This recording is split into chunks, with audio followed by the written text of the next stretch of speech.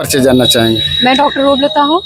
मैं कांग्रेस की कैंडिडेट रही हूँ 2022 में विधानसभा आज से। इस आप लोग के आंदोलन कह लीजिए या पद यात्रा, इसके बारे में 2 शब्द बता दीजिए। ये पद यात्रा हम, जैसा कि हमारे अध्यक्ष जी ने बताया, हमारे भाई साहब ने बताया कि ये यात्रा हम अपने जन नायक राहुल गांधी जी के समर्थन में कर रहे हैं।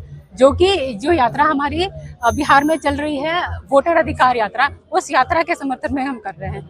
ये यात्रा पूरे देश में है, चल रही है। एक छोटा सा सवाल, आप विधानसभा के प्रत्याशी रह चुकी हैं, यहाँ वर्तमान विधायक उमाशंकर सिंह जी हैं, राम इकबाल सिंह जी भी कई बार लड़े हैं यहाँ से, तो वो कहे कि योगी सरकार पीडब्ल्यूडी विभाग माननीय उमाशंकर सिंह जी को दे रखा है, इस पर आपका क्या विचार है, आप क्या कहना चाहेंगे इस बात पर? ये सरकारों के ये उनके आपस के मामले हैं। ये हम इस मामले को डिस्कस करने के लिए यहाँ नहीं है। हम अपना जो मामला हम डिस्कस करने के लिए हम उसकी बात करते विधानसभा हैं। की प्रत्याशी हाँ, रही है तो थोड़ा बहुत सवाल तो बनता ही है। हाँ, विधानसभा के प्रत्याशी रहे, ये सवाल बनता भी है, इसका जवाब मैं दे भी सकती हूँ, लेकिन मुझे नहीं लगता कि ये उचित प्लेटफॉर्म है अभी के लिए इस सवाल का जवाब देने के लिए। चलिए, वोट चोरी पर ही बता दीजिए कि आप किस तरह से उसको रोक लेंगे। आप लोग के हिसाब से चोरी हो रहा है, आप आरोप है। हाँ, हम लोग का आरोप नहीं है। हम लोगों ने हमने डेटा प्रस्तुत किया है।